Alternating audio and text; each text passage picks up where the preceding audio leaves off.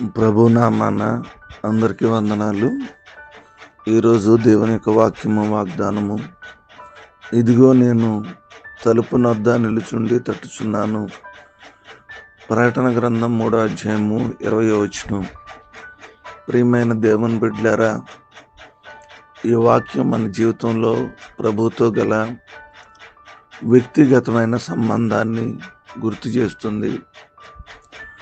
ప్రభువైన యేసుక్రీస్తు వారు మన హృదయమైనటువంటి ద్వారం వద్ద నిలవబడి తలుపు తడుతూ ఉన్నాడు. ఆయన రావాలంటే లోపలికి మనమే ఆ తలుపు తెరవాలి.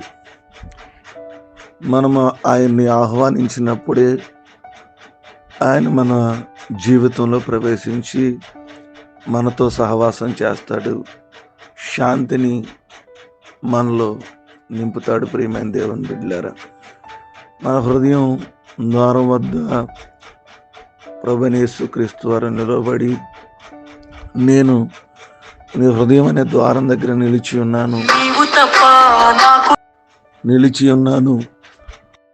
అని ఆయన తెలియజేస్తూ ఉన్నాడు.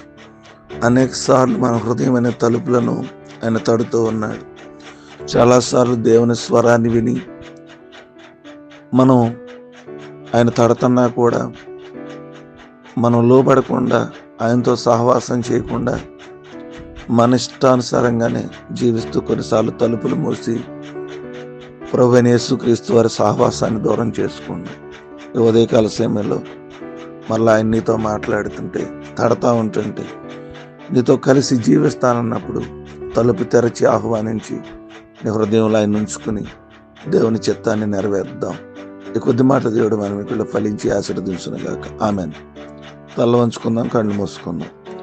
మహోన్నతుడా మీకు స్తోత్రాలు, మహాపరిశుద్ధుడా మీకు వందనాలు. ఘనమైన రాత్రంతా మమ్మల్ని కాచి కాపాడి మరొక శ్రేష్టమైన దినాన్ని ఇచ్చినందుకు మీ స్తోత్రాలు.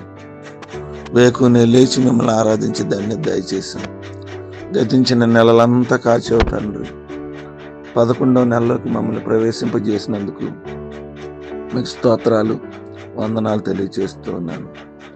ప్రభువానైనా ఈ దినము మా జీవితంలో ఉన్నటువంటి వివాహ దినాలను, పుట్టినరోజులను ప్రభువానైనా అన్నిటినీ కూడా జ్ఞాపకం చేసుకుంటాం. వాతావరణాన్ని అనుకూలపరచండి. ప్రభువా, మీరు తలుపు దగ్గరుండి తడుతున్నానన్నారు.